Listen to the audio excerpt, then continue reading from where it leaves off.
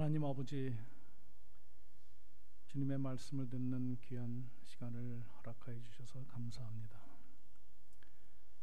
주의 말씀대로 씨앗이 땅에 떨어져 길가에 떨어지거나 돌짝밭에 떨어지거나 가시덤불 밑에 깔리는 것이 아니라 옥토에 떨어진 씨가 열매를 맺듯이 우리 모두가 옥토로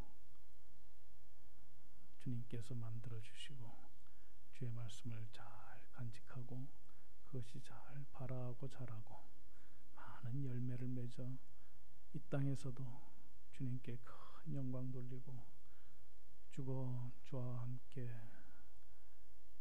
만나는 그 때에도 기뻐 뛰며 찬미하는 복된 저희들이 되게 하여 주시옵소서. 부족한 것을 세우셨습니다. 감추어 주시고 주님이 직접 영광 가운데 말씀 속에 우리 가운데 임하여 주옵소서. 예수님 이름으로 기도하옵나이다. 아멘.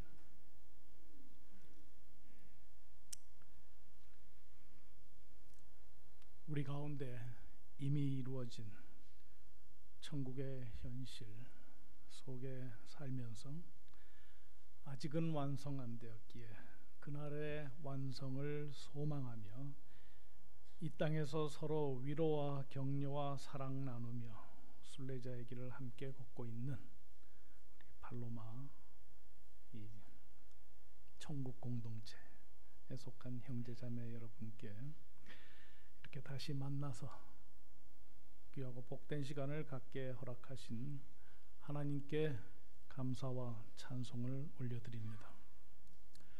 지난 한 해 2018년도 저희 사역의 그 회계 정리를 한번 보고를 들으면서 팔로마 한인교회가 얼마나 적극적으로 또 큰 금액으로 말라이 사역을 도왔다는 것을 새삼 알게 되었습니다. 그래서 이 자리를 빌어서 다시 한번 진심으로 감사의 말씀을 전합니다.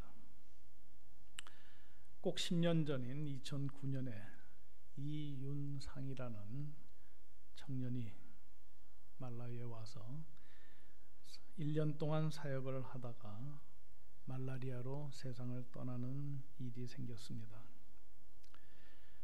그곳에 우리는 이윤상 기념 진료소를 세웠습니다.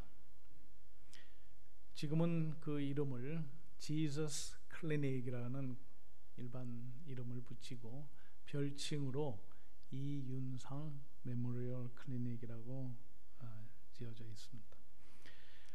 그 2009년에 그 진료소가 생긴 이후로 지금까지 최선도 저로서는 아직 단 한 명도 말라리아로 죽는 사람이 그 마을 전체에 몇천 명이나 되는 마을 주민들 가운데 생기지 않게 된 것에 대해서 언젠가 이 자리에서 여러분들께 말씀을 드리고 진료소를 처음 시작할 때 많은 그 장비를 구입하고 건축을 해야 될 때 팔로마 한인교회에서 큰 액수의 헌금을 해주셔서 진료소가 세워진 것에 대해서 감사드린 적이 있습니다. 그곳에서 지난 7년 동안 정말 헌신적으로 수고하셨던 진료소장으로 수고하셨던 닥터 소만지라고 하는 그런 분이 작년 12월에 돌아가셨다는 12월 말 돌아가셨다는 비보를 듣고 참 너무 오랫동안 함께 동고동락을 했던 자였기 때문에 그 섭섭함이 이루 말할 수 없었을 바로 그때 또 고현정 권사님의 소천 소식을 듣게 되었습니다.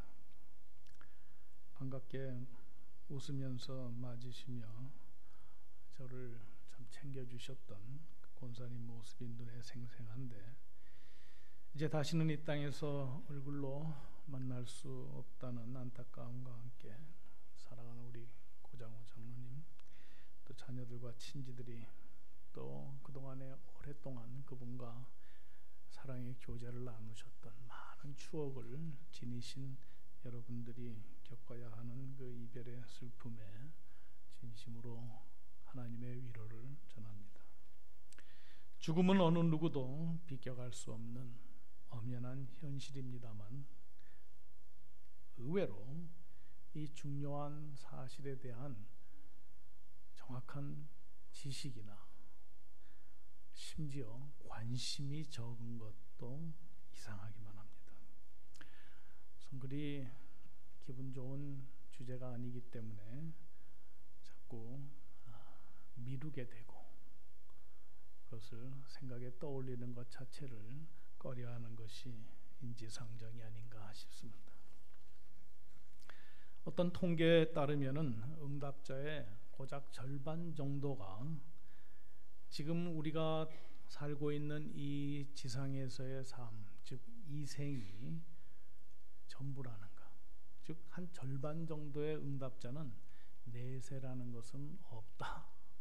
그냥 억지로 없다고 믿고 싶은 건지 무슨 근거로 없다고 믿는 건지는 몰라도 그렇게 응답을 했다고 합니다.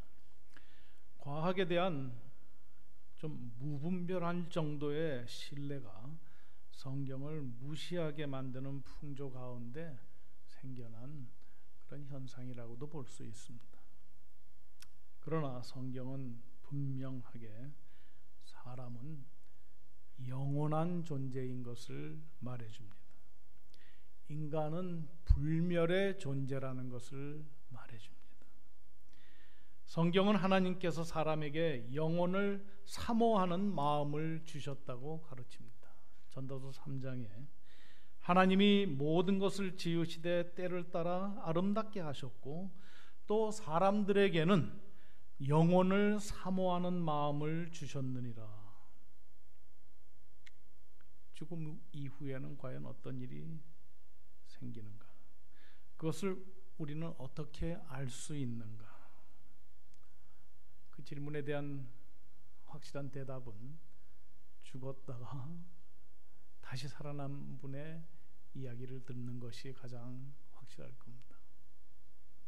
한간에 이른바 임사체험이라 해서 Near Death Experience, 죽음의 문턱까지 간, 심지어 잠시는 의학적으로 죽었던 자가 다시 깨어나는 그런 사람들이 상당히 일치하는 자기들이 체험했던 것을 얘기하는 것을 가지고 바로 그것이 내세의 모습이 그럴 것이다. 무슨 좁은 터널을 지나고 환한 곳으로 가고 뭐 이런. 그렇지만 어떤 의학 연구에 따르면은 그것은 그저 어떤 마약 환각 작용하는 사이키델릭 드럭이 이렇게 만들어내는 현상과 비슷하다 이렇게 얘기를 하기도 합니다. 그리고 그것은 그야말로 임사 체험입니다. near, 그냥 완전한 death가 아니라 near death. 오직 한 분 예수 그리스도, 그분만이 죽었다가 다시 살아나신 분이고, 그래서 그분이 하시는 말씀이 죽은 후에 어떤 일이 일어나는가에 우리로 하여금 귀를 기울이게 합니다. 계시록 1장에 나는 처음이요 마지막이니 곧 살아있는 자라. 내가 전에 죽었었노라. 볼지어다 이제 세세토록 살아있어 사망과 음부의 열쇠를 가졌노니. 성경은 죽음 이후에 어떤 일이 일어나는가 하는 것에 대해서 모든 정보를 알려주지는 않습니다. 그래도 우리가 알아야 할 만큼의 충분한 정보는 제공해 주고 있습니다. 이단 사이비 종파들 중에 특히 여호와의 증인이나 안식교 같은 데서 유난히 이 죽음 이후의 삶에 대한 성경적이 아닌 그런 내용들을 홍보물에 담아서 길거리에서 나눠주는 것을 여러분 많이 보셨고, 어쩌면 또 호기심으로 여러분이 좀 훑어보셨을 수도 있습니다. 그렇지만은 우리는 하나님의 말씀, 진리의 말씀이 가르치는 것에 귀를 기울이고 초점을 맞춰야 할 것입니다. 대체적으로 성경은 죽음 이후에 대해서 네 가지 국면, 네 가지 단계로 설명해 주고 있습니다. 그 첫째 단계는 죽음의 순간입니다. 죽는 순간 그 즉시로 육체와 영혼이 분리가 됩니다.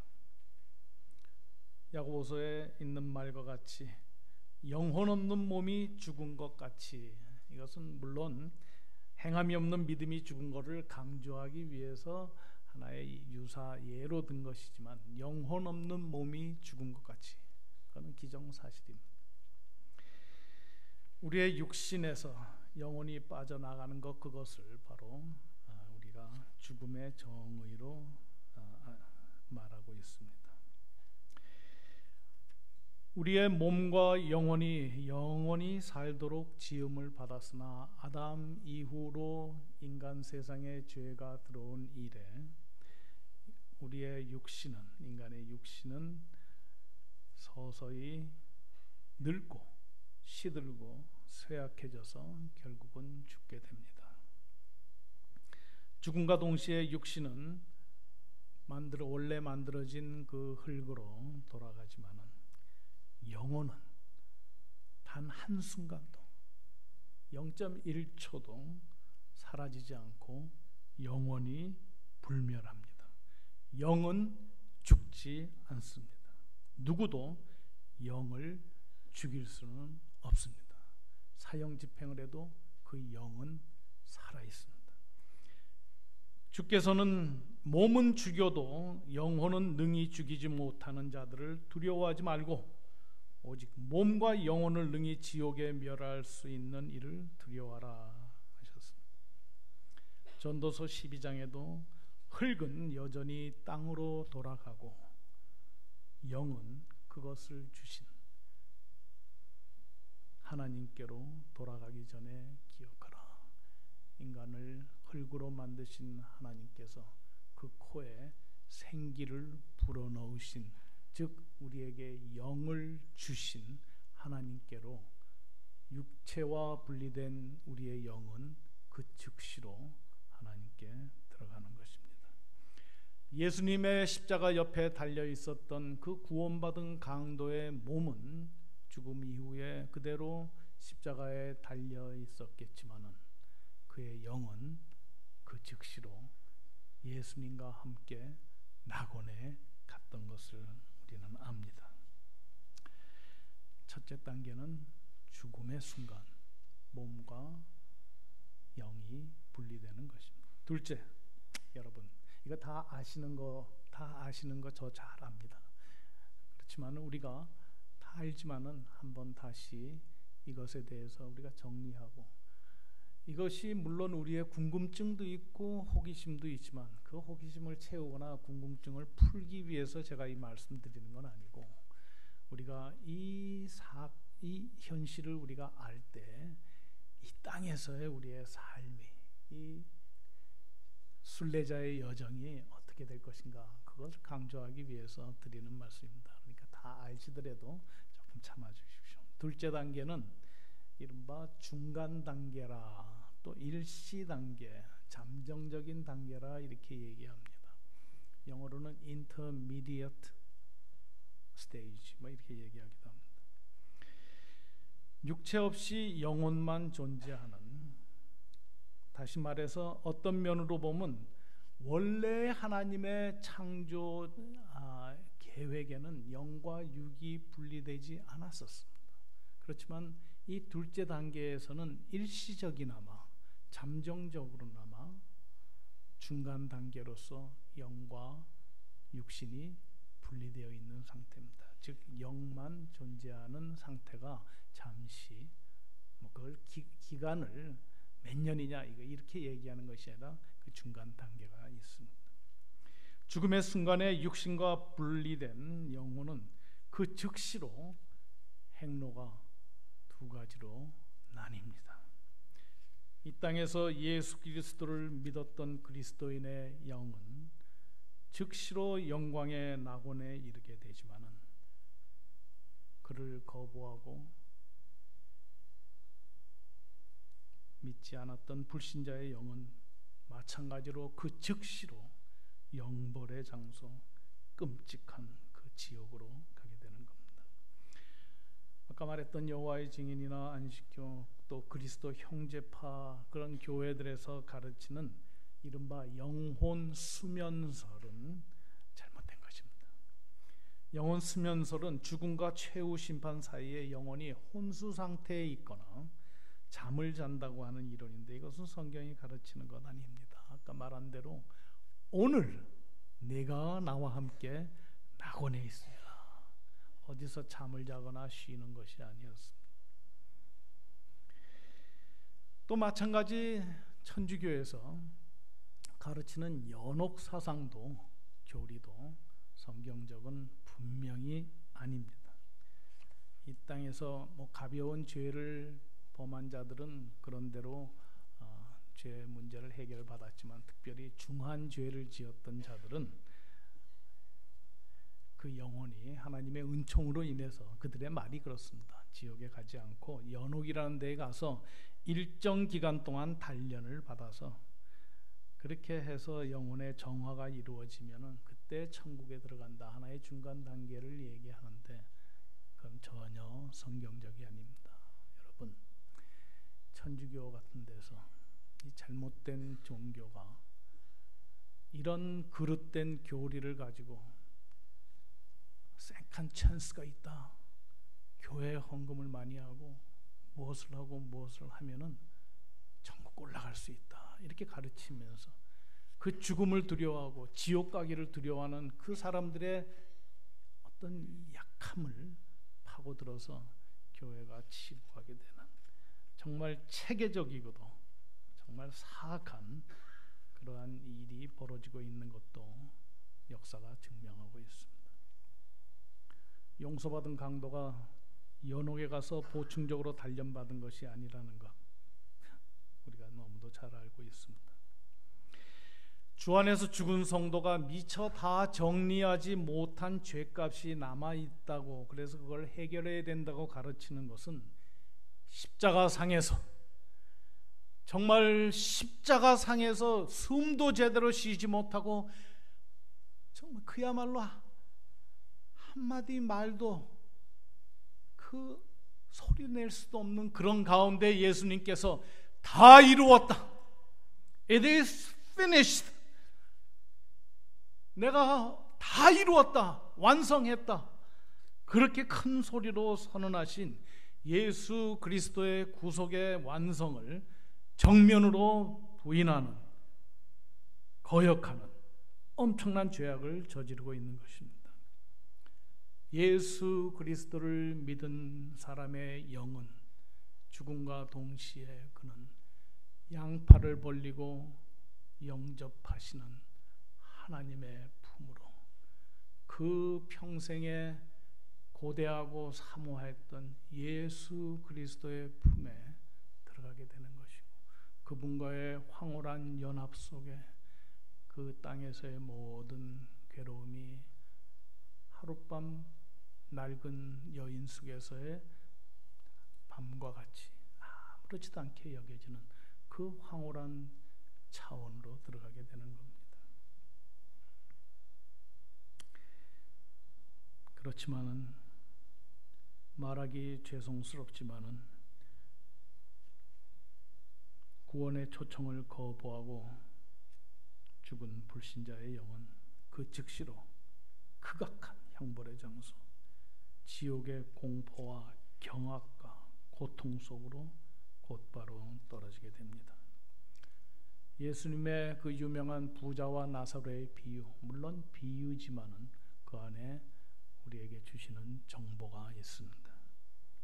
거만한 부자와 하나님을 경외한 가난한 나사로는 죽음 즉시 극악한 형벌의 장소와 환희의 낙원으로 바로 나뉘어 갔었습니다. 비행기를 두 남자가 타고 가고 있습니다. 한 남자는 사업차 수개월 동안 집을 비우고 이제 가정으로 돌아가는 사업하는 사람입니다. 그동안에 보고 싶었던 아내와 만나고 싶은 자녀와 그 손자 손녀를 그리면서 정말 기쁨 속에 설렘 속에 비행기를 타고 다른 한 남자는 양손에 수갑을 두 명의 경관 좌우에 있는 사람들과 함께 차고 이제 내리면은 바로 호송차에 실려서 구치소에 갇히고 형사법정에 서서 거의 확실시되는 사형 언도를 받고 형장의 이슬로 사라질 것이 너무나도 분명한 그런 범죄 피의자였습니다. 두 사람은 같은 방향으로 같은 목적지로 날아가고 있습니다. 그렇지만 이 두 사람의 운명은 너무도 다릅니다. 전도서 12장 아까 읽은 말씀, 흙은 여전히 땅으로 돌아가고 영은 그것을 주신 생기를 불어주신 그것을 주신 하나님께로 돌아가기 전에 기억하라.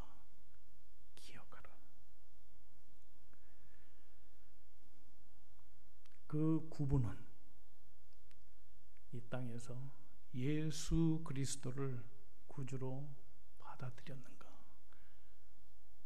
아님 그분을 끝까지 거역하고 주먹을 앞에 흔들면서 나는 당신이 필요 없다 이렇게 외쳤는가? 거기에 딸려 있을 뿐입니다.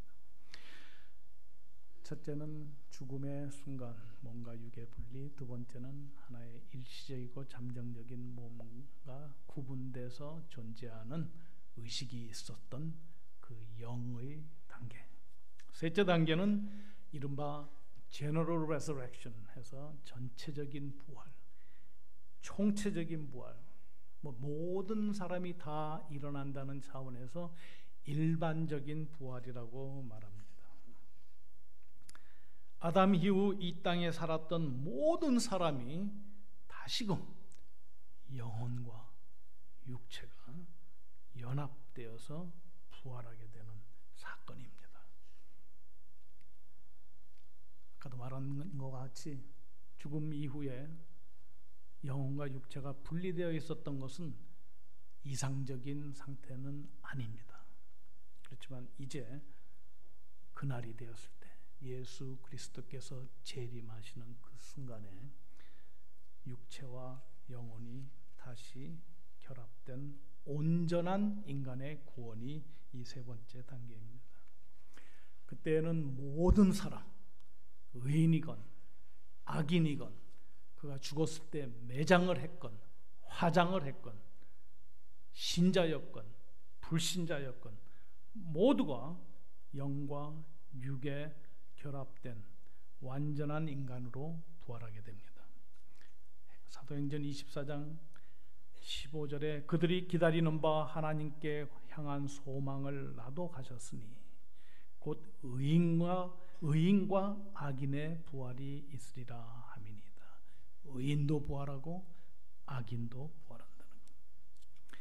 땅의 티끌 가운데서 자는 자 중에서 많은 사람이 깨어나 그 중에는 영생을 받는 자도 있겠고 수치를 당하여서 영원히 부끄러움을 당할 자도 있을 것이며 구약 다니엘서 12장 2절에 일반적인 부활에 대한 그 예언 가운데 나오는 말입니다. 예수님의 직접 음성으로 요한복음 5장 28절 9절에 이를 놀랍게 여기지 말라. 무덤 속에 있는 자가 다 그의 음성을 들을 때가 오나니 선한 일을 행한 자는 생명의 부활로 악한 일을 행한 자는 심판의 부활로 나오리라. 선한 일을 행한 자도 부활로, 즉 생명의 부활로, 악한 일을 행한 자는 심판의 부활로 나오리라. 이때 영혼과 재차 결합하게 되는 그 육신은 이 땅에서 우리가 지금 가지고 있는 이 육신과는 뭔가 유사성은 있을 것 같아요. 알아볼 것 같은 그런, 정확하게는 누구도 모릅니다. 그렇지만은 그 차원에 있어서는 완전히 다른 신령한 새 몸을 입게 됩니다. 이 새롭게 우리가 입게 될 몸은, 육체는 영원, eternity, 영원을 살기에 적합한, 즉 쇠하지 아니하고 죽지 아니하는 그 영원한 삶에 적합한 몸을 우리가 입게 됩니다. 그 몸은 정말 신비한 몸일 것입니다. 그 감각은 우리가 지금 가지고 있는 몇몇 개의 감각보다 이루 말할 수 없게 다양하고 정밀할 것입니다. 그래서 우리가 하나님의 높으심, 아름다우심, 참 아름다워라 그 찬양했던 그 새하늘과 새 땅의 아름다움과 그 예수 그리스도의 아름다움과 그분이 당신의 아버지와 나누는 사랑같이 우리 모두가 죄가 없는 곳에서 서로 사귀는 그 아름다움과 그 환희의 절정을 마음껏 누릴 수 있는 그러한 시각, 촉각, 미각 모든 것이 오늘 이 제한된 인간과는 완전히 다른 차원의 그런 신령한 몸을 하나님께서 우리에게 주신다는 겁니다. 그것은 황홀한 체험일 것입니다. 끝없이, 정말 끝없이 우리는 그 기쁨 속에, 만족 속에 살게 될 것입니다. 그렇지만 아까도 말씀드린 바와 같이 우리의 가슴을 끊어내는 정말 슬픈 사실은 악인도 영원히 살게 되고 악인도 그 예민한 감각을 가지고 죽지 않는 몸으로 그 영혼과 결합되어서 완전한 악이 있는 조금의 용서와 조금의 예의와 조금의 선행을 볼 수 없는 그 악의 집단 속으로 들어가서 그 예민한 촉각과 미각과 모든 것으로 그 악을 그대로 다 받아야 되는 그 무서운 경악의 그 자리로 떨어지게 될 것입니다. 그래서 너무나도 불쌍하고 그들의 운명에 대해서 너무나도 안타깝습니다. 그렇지만은 그것이 하나님께서 그렇게 만드셨습니다. 감히 우리가 그 앞에 무슨 입을 열겠습니까? 네 번째 마지막 단계는 최후의 심판입니다. 하나님께서는 심판을 위한 한날 한시를 작정하셨습니다. 사도행전 17장에 바울은 이는 정하신 사람으로 하여금, 즉 예수 그리스도로 하여금 천하를 공의로 심판한 날을 작정하시고 이에 그를 죽은 자 가운데서 다시 살리신 것으로 모든 사람에게 믿을 만한 증거를 주셨음이니라. 좀 까다로운 구절이지만은 그냥 그 안에 천하를 공의로 심판할 날을 작정하셨다. 그 날과 그 시가 이미 작정되어 있다. 그날에는 모든 사람이 하나님의 심판대 앞에 서게 될 것입니다. 모든 사람의 행위가 모든 사람의 눈앞에서 심판을 받게 될 것입니다. 그저 어떤 한 구석의 작은 방에 판사 앞에 가는 것이 아니라 모든 사람이 보는 앞에서 한 사람 한 사람이 그 앞에서 심판을 받게 되는 겁니다. 여기에는 어떤 종류의 세컨드 찬스가 주어지지 않습니다. 번복할, 되돌릴, 심지어 회개할 기회조차 주어지지 않습니다. 오직 현재 이 삶에서 유일한 구원자이시며 하나님께로 나아가는 유일한 통로가 된 예수 그리스도를 모시고 살았는가, 그를 받아들였는가, 아니면은 거역하고 무시했는가, 이거로서 그 최종적인 결정이 내려지게 된다는 겁니다. 하나님의 심판대 앞에서는 어느 누구도 입을 열 수 없습니다. 로마서 3장 19절에 의인은 없나니 하나도 없고 하는 그런 말씀 이어서 모든 입을 닫고 막고 온 세상으로 하나님의 심판 아래에 있게 함이라. 거기서 누가 감히 입을 열어서 하나님 앞에 말할 수가 없다는 겁니다. Every mouth will be silenced. 모든 입이 막힌다는 겁니다. 최후 심판의 목적은 하나님의 완전한 공의와 하나님의 완전한 은혜를 나타내심으로 그분의 영광을 드러내는 그것이 그 마지막 심판의 목적인 것입니다. 먼저 하나님의 공의에 따라서 그분의 율법을 지키지 않았던, 아니 그분의 율법까지 갈 것도 없고 각각이 나름대로 믿고 있는 그 수준의 도덕 규범, 내가 세워놓은 수준에도 미치지 못하는 그러한 하나님 앞에 영원히 형벌을 받아야 할 자들, 그들에게 마땅한 심판을 내려야 하는 것이 하나님의 공의입니다.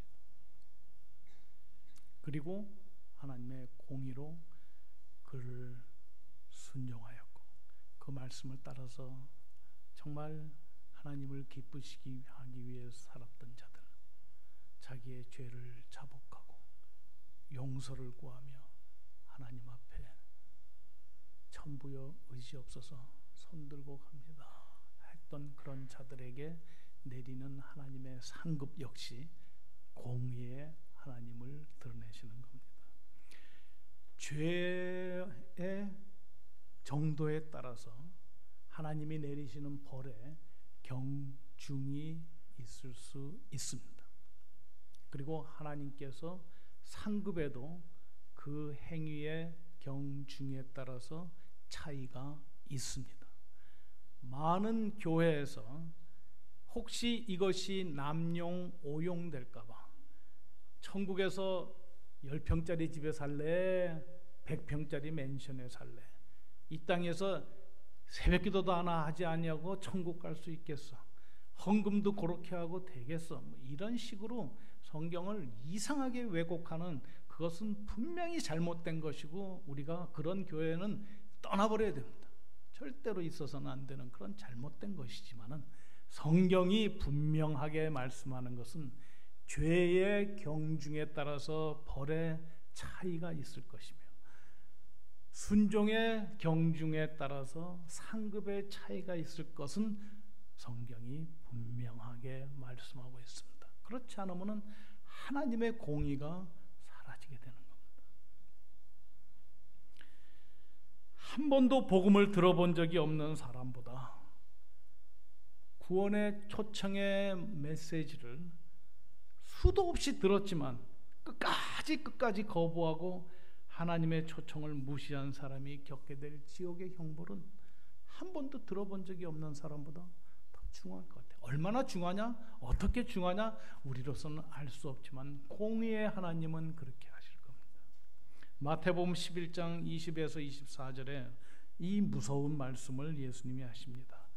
예수께서 권능을 가장 많이 행하신 고울들이 회개하지 아니하므로 그때 책망하시되 화 있을진저 고라시나, 화 있을진저 벳세다야, 너희에게 행한 모든 권능을 두로와 시돈에서 행하였다면 그들이 벌써 베옷을 입고 제에 앉아 회개하였으리라.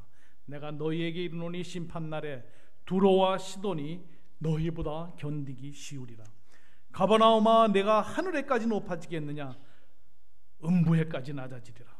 내게 행한 모든 권능을 소돔에서 행하였다면 그 성이 오늘까지 있었으리라. 내가 너희에게 이르노니 심판날에 소돔 땅이 너보다 견디기 쉬우리라 하시니라. 하나님의 말씀입니다. 경중이 있습니다. 마찬가지로 하나님의 공의로우심은 하나님의 뜻에 철저히 순종한 성도의 옳은 행실을 보시고 거기에 따라 보상을 해주시는 것으로 또 나타납니다. 사람들은 모르고 인정 안 해줘도 여러분이 하나님의 말씀에 순종해서 하나님을 사랑해서 하는 그 사랑의 수고와 헌신, 그 희생의 행위, 하나님은 다 보고 계십니다. 다 보고 계십니다. 그래서 누구든지 이 작은 자 중 하나에게 냉수 한 그릇이라도 주는 자는 내가 진실로 너희에게 이르노니 그 사람이 결탄코 상을 잃지 아니하리라.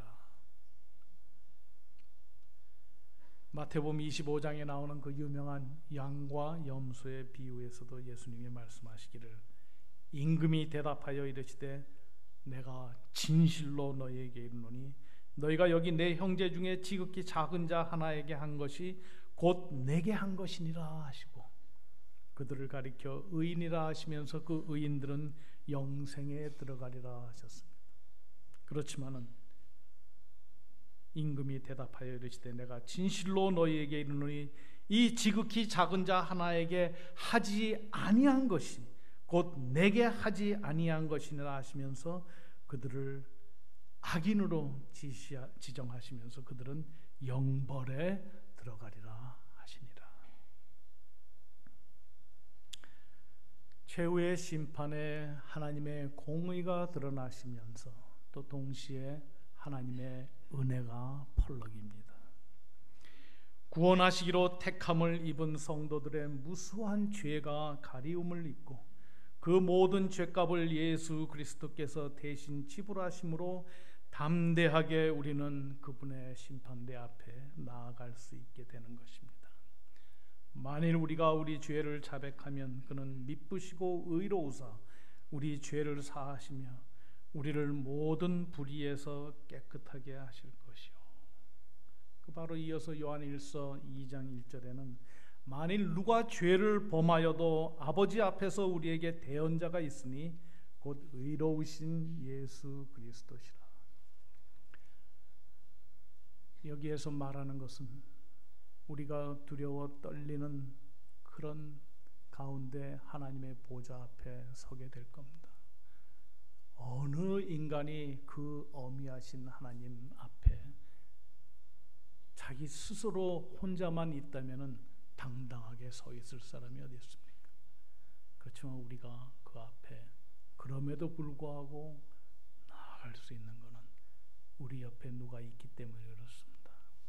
이 2장 1절에는 우리에게 대언자가 있으니 이 대언자라는 단어는 어떤 때는 보혜사라는 단어로도 쓰이고 또 여기서는 대언자, 즉 파라클레토스라고 하는 것은 파라는 옆에요. 파라메딕 할 때 메디컬 옆에서 파라메딕 옆에 서서 외치는 우리 영어의 call 그것이 칼레오라고 하는 히라고에서 나온 겁니다. 그래서 파라칼레토스 하는 것은 옆에서 외치는 자, 옆에서 우리를 대신해서 말하는 자, 즉 법정에서의 변호인 그 역할을 예수 그리스도께서 우리를 위해서 하시는데 그분의 변호는 애걸복걸하는 변호가 아닙니다. 얘 좀 살려주세요. 내 얼굴 봐서 살려주세요. 이런 변호 아닙니다. 그분의 변호는 위대한 변호입니다. 그분은 이렇게 우리를 변호하십니다. 당신은 의로우시고 당신은 미쁘신 분입니다. 그래서 당신의 의에서 그 의로 따지자면은 한 사람의 범죄로 두 사람을 죽이지 못하십니다. 한 사람의 범죄로는 한 사람만 그 죄값 죽임을 당할 뿐입니다. 그러면서 그는 접시에 담긴 자기의 피를 심판자 하나님 앞에 내어놓습니다. 그 피는 당신이 십자가에서 흘린 우리의 죄값입니다.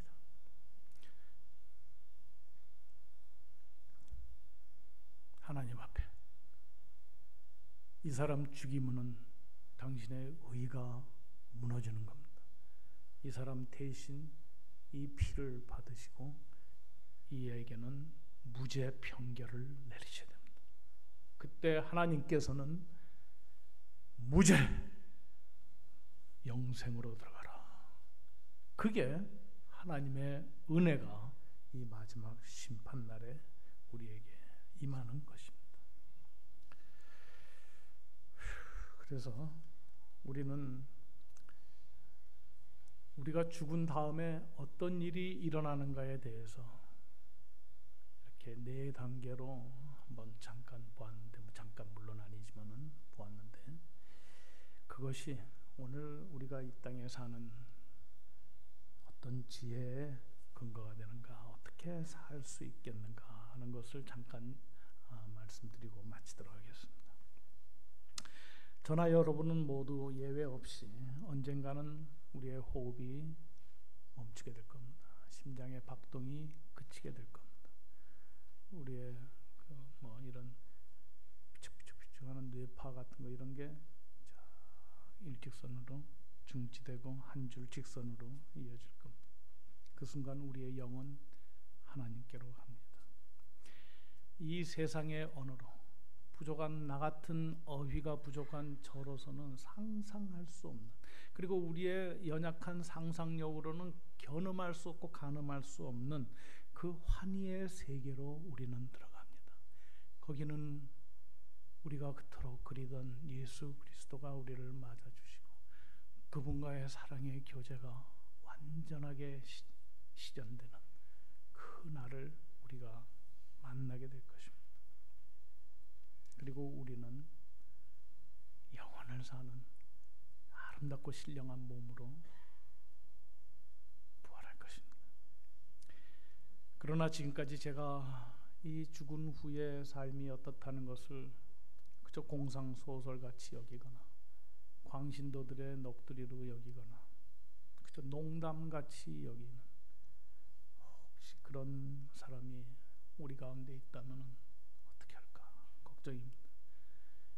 수없이 자기 귀에 들려진 구원의 복음에 대해서 끝까지 손사래를 치면서 나는 싫다고 하셨다.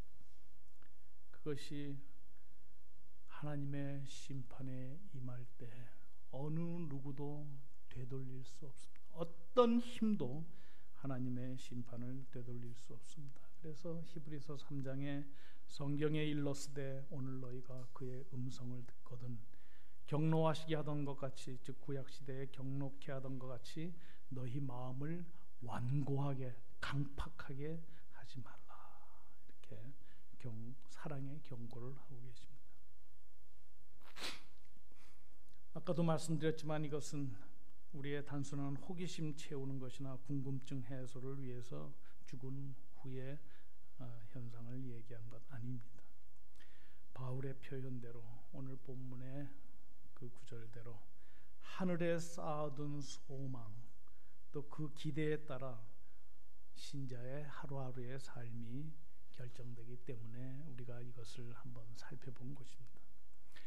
성경에서 말하는 소망은 그저 이렇게 되었으면 좋겠다 하는 기대나 희망 정도가 아닙니다. 성경에서 사랑, 믿음, 소망할 때 그 소망은 우리가 일상생활에서는 소망이지 이거 정도가 아닙니다. 소망은 확실한 근거에 의거한, 확실한 근거에 기초한 미래에 대한 기대, 그것이 성경에서 말하는 소망입니다. 확실한 근거. 우리 모두는 다 하루하루의 삶에서 특히 의미 있는 행동에는 모두가 다 이 원칙이 작용되고 있습니다. 여러분 이 자리에 앉아 있는 것 한번 생각해 보세요.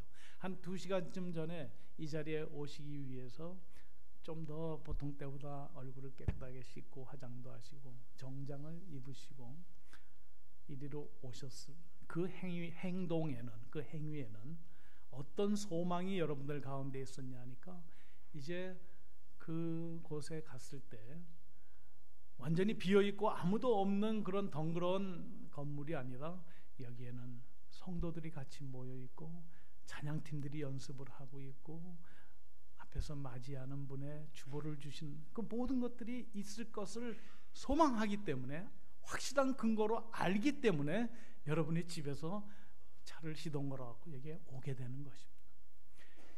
이 비행기를 타면 이것이 안전하게 나를 인천공항에 내려줄 것이라고 하는 믿을 만한 근거가 있기 때문에 우리는 그 비행기에 탑승하는 행동을 하게 되는 겁니다. 우리가 죽은 다음에 어떠한 일이 우리에게 예비되어 있다는 것, 이것을 우리가 확실히 안다면 그것이 오늘 이 땅에서 우리의 삶에 얼마나 기쁨과 담력을 주고 자신만만함과 우리에게 여유를 주게 되는지 모릅니다. 그래서 오늘 본문 말씀에 하늘에 쌓아둔 소망이 우리의 믿음과 우리의 모든 성도를 향한 사랑의 원천이 된다, 이렇게 얘기합니다. 우리가 천국에 그 가진 소망이 오늘 이 땅에서 우리가 사는 삶의 동력이 되고 힘이 되고 그것이 기초가 되고 원동력이 된다는 것입니다. 우리의 믿음, 예수 그리스도가 하나님의 아들이다, 하나님은 한 분이시다, 뭐 이거 믿는 거는 귀신도 믿고 떠느니라 그랬어요. 그건 다 알아요. 심지어 이슬람에서도 예수는 귀한 사람이다 이렇게 믿습니다.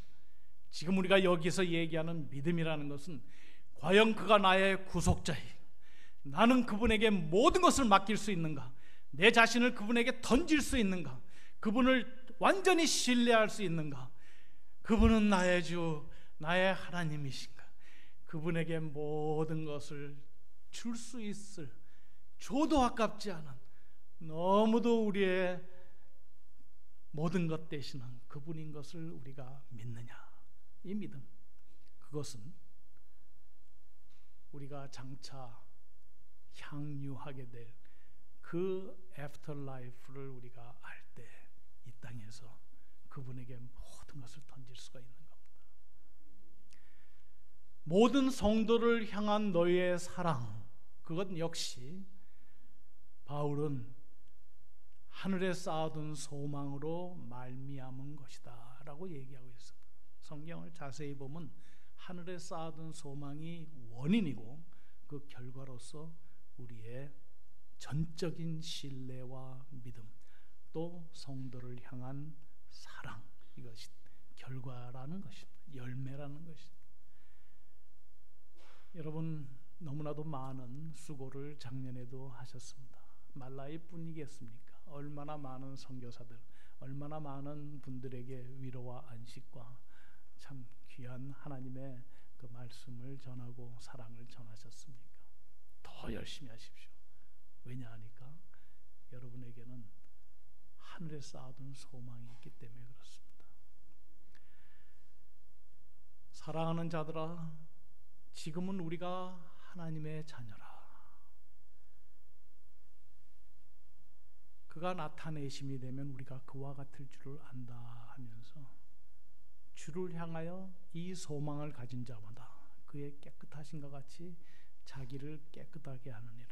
즉 우리 개인의 경건 생활조차도 그가 나타내심이 되면은 우리가 그와 같을 줄을 아는 것은 황홀한 순간을 우리가 맛보게 된다는 겁니다. 우리가 그분을 늘 연모하고 그분의 뒷 발자국을 따라서 가다 보니까 마치 큰바의 얼굴의 어네스트, 그 큰바의 얼굴의 모습으로 그 마을에 나타났던 것과 같이 우리가 그분을 정말 흠모하고 따라가다 보니까 우리의 모습이 그와 같은 모습으로 변하여서 그분과 만나게 된다는 것입니다. 그 소망을 가진 우리는 정결한 그리스도인의 신부로서의 삶을 살면서 그의 나타나심을 기다리고 또 준비하는 그런 성도의 그리스도의 신부의 삶을 비로소 넉넉히 기쁘게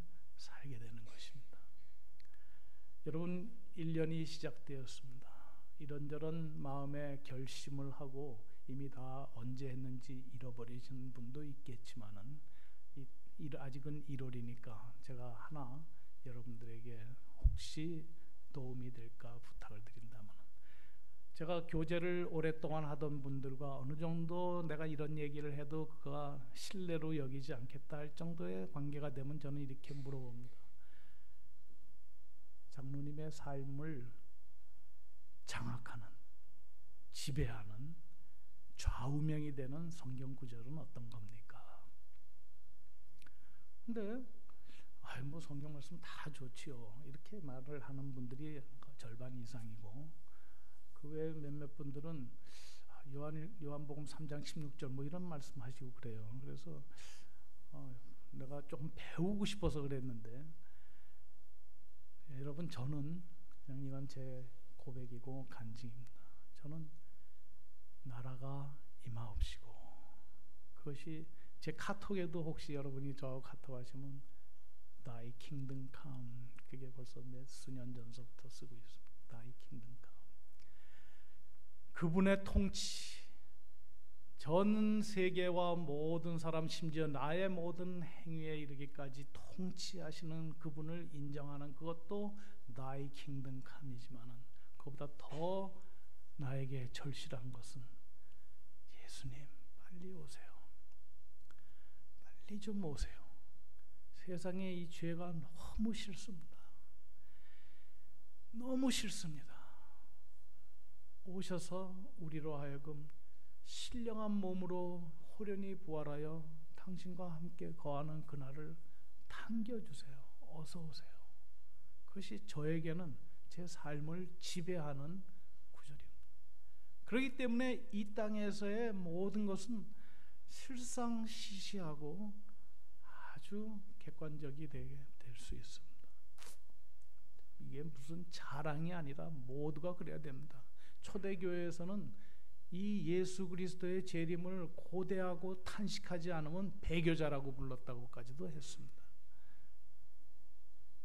그렇기 때문에 이 땅에서 우리는 자유를 얻을 수 있습니다. 그래서 다른 한 구절, 또 나의 좌우명이 되는 것은 오늘 우리에게 우리의 일용할 양식을 주옵시고 하는 또 동일한 주기도문에 있는 그 구절입니다.